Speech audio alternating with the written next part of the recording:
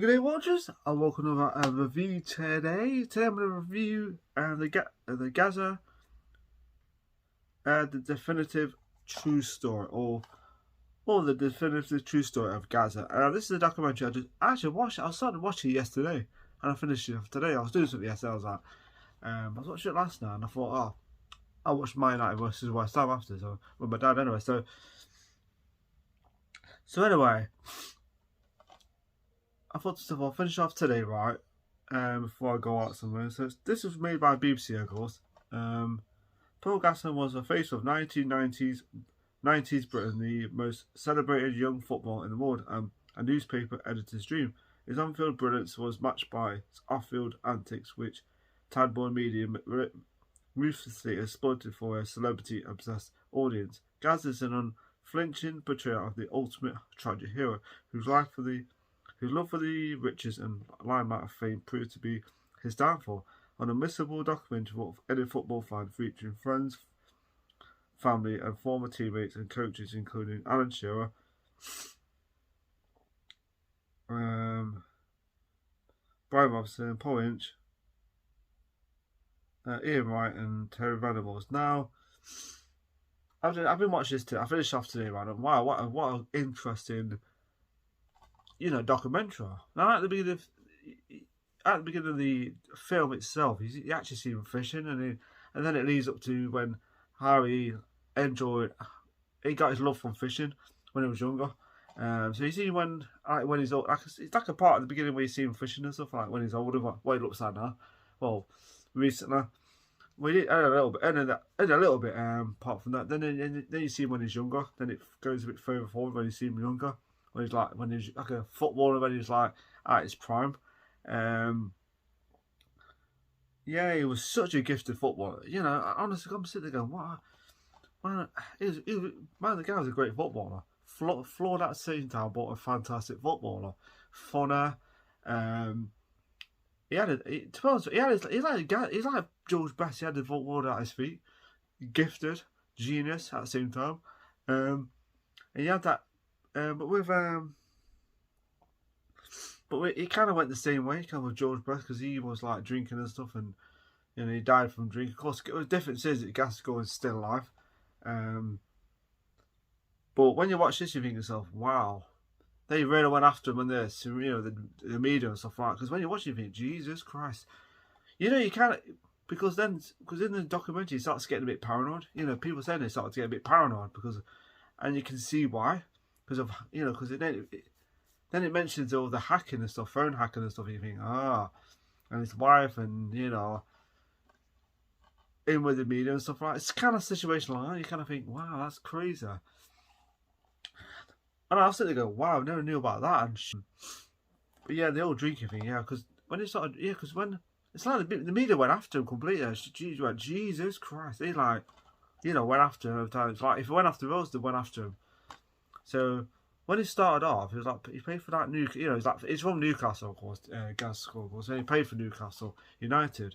Then he played for like teams like Tottenham and played Middlesbrough. Then he played, of course. Then he played for England. The team, of course, that was they played for England, of course. I remember that Euro '96, awesome. God, I still remember it. It was definitely yesterday. I was like, oh man, I remember. God, Euro '96. I remember when it went. I can remember when I went to school. It was like we had some kind of like exams. Last time I went to school, and it was like when Euro '96 just before it started off, I had the Euro '96 T-shirt and stuff. And I went to exams. My God. I still remember yesterday. It was yesterday, just after diabetes, when I had my diabetes and stuff. So anyway, sometimes, and yeah, Gascoigne was a complicated character, certain things I just about, but yeah, it's an interesting documentary. I was sitting there going, Jesus Christ, and then see people talking about, oh yeah, we didn't care about this guy. They didn't care about Gascoigne's health or anything. So actually, I think it's weird because at the beginning, Gascoigne was like a hero. Newcastle, England. Things kind of went downhill, drinking and stuff, and things went kind of downhill. And then the England team of '96 were getting like, slagged off and stuff because of certain things, because of the dentist chair stuff and drinking and stuff. And then Gascoigne was a hero again. Euro 96, he was like scored that goal against Scotland, and Euro 96 of course. Then he was a hero again. Then it all went downhill again, because then he starts like, there's an incident in a hotel where it was, not sure what that year was, it 97 was it? And then things went downhill. The media went after him again. It went downhill, and another became a villain again, of course. And then, of course, then the World Cup qualifiers came on, 98, 97.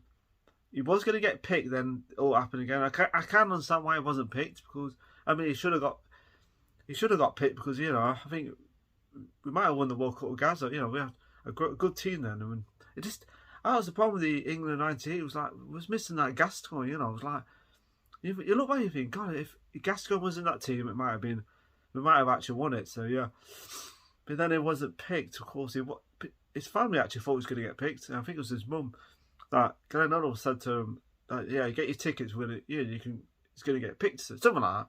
And Glenn Hoddle was going to pick him, but then all that incident happened again with his drinking and stuff. And Glenn Hoddle said that he wasn't picked, of course. Then he started throwing things around. The room, the place was completely, So you kind of, he didn't take that really well. Yeah, just like I said, it was a bit of a shame they picked him, but I kind of get it why they never picked him, because if they had picked him for the World Cup and he went downhill again, So yeah, they didn't want that attention and stuff. I get it. I kind of get it. So, but it goes to show, it kind of has that dominant effects. You get famous. You become a hero, and then you do something really bad. You go off the rails, and that's it. The media just go after it. And it kind of shows, I think, with Gascoigne. I do like the clips of when he's playing for like Newcastle and stuff like that, and Tottenham Hotspur and Middlesbrough in England, and then he played for Rangers, of course. I'm sure he played for Everton. Did he play for Everton? Yeah, he must have played. I think he played for Everton.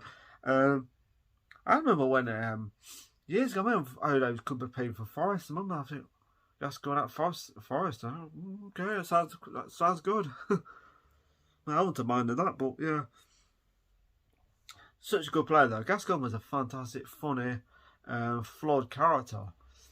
It's like a definition of a hero that could become a villain, like go off the rails completely, like George Best. It does happen though. It does happen. It's tragic, really, but at the same time, he's still around. Thank God for that. So yeah. You see, when he was like younger and he's like fun. It was funny there, but then when he started to go off the rails, he was like, you could tell he's something not right, because he's looking rough. He's looking rough and everything. Eating a lot, not looking very healthy and stuff, and yeah. But still can play football though. In 98, 97, it's like, Jesus, can still do that. But there's certain games where he looked a bit tired and stuff, and mind on other things because of his wife and stuff. And yeah, it's pretty shocking actually when you watch it. And then he mentions like I did like another view of another documentary. I can't remember to mention his. He had a friend in it who got killed in it. He got killed. He had a friend that got killed when he was younger, and he blamed himself. That's what his mum said. And that was pretty. It was like, Jesus Christ. Yeah. It's crazy. Pretty dark, that one was, that bit of the story. I was like, Jesus Christ. I can't remember if that was mentioned in the, because I did like another view of a documentary, a Gascoigne, but this one was like, actually, I think this was better. But yeah. But yeah, it's a freaking fascinating documentary then. Seeing Gascoigne talking out. He does pop up right then, but not much. But there's like a 20-minute interview on this, so that'll be interesting to watch. You see clips of Piers Morgan and people like, and some more clips from Euro 96, World Cup 1990. Played for Lazio. He had a match against one of Maradona's teams, and scored a really good goal actually. Yeah, but he actually played against Maradona too. Just imagine that, Maradona and Gascoigne on the same cruiser. Of course, Maradona at his prime too, still young and stuff. So yeah, awesome. So it's an interesting documentary. Okay, what I didn't like about it, nothing really, because I thought it was a fascinating documentary. I thought it's interesting to see more of gas going in, and it shows you what the media likes sometimes, but they can like really go after someone. Like what I liked about it, fascinating football clips, fascinating. Seeing the football, his goals and stuff, and it's really, I don't know, this is really well done. This documentary was, and they didn't shy away from certain things about his incident with his wife and stuff. It was interesting, but yeah, so yeah, interesting documentary. And Gascoigne scene is funny. It's it does make you laugh. So, it goes to show you, he went from happy and stuff to depressed, like almost depression and stuff, and to paranoia. I can understand now, to hacking and stuff, and people writing stories by him, and the stories getting out someone. He's like, what the hell? How did they find out about that? So yeah, it kind of makes sense when you watch it now. You think to yourself, when you watch it, it's fascinating. So was that someone called Cheryl? Was it Cheryl? No, Rebecca Wade, and she was like close to him, and then she was getting certain stories out and stuff like that. And I'm like, Jesus Christ.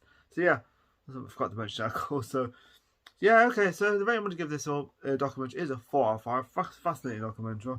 So if you might want to go off now for a bit, I'm going to post someone off. Remember to subscribe to my channel. Fascinating, like I said, fascinating documentary. Fascinating. I love the clips from Euro 96, by the way. I think that's freaking great. Remember to subscribe to my channel. Have a nice day, have a nice week. Take a lot of yourself, and enjoy my videos. Remember to subscribe. Remember to hit that like button. Thank you for watching.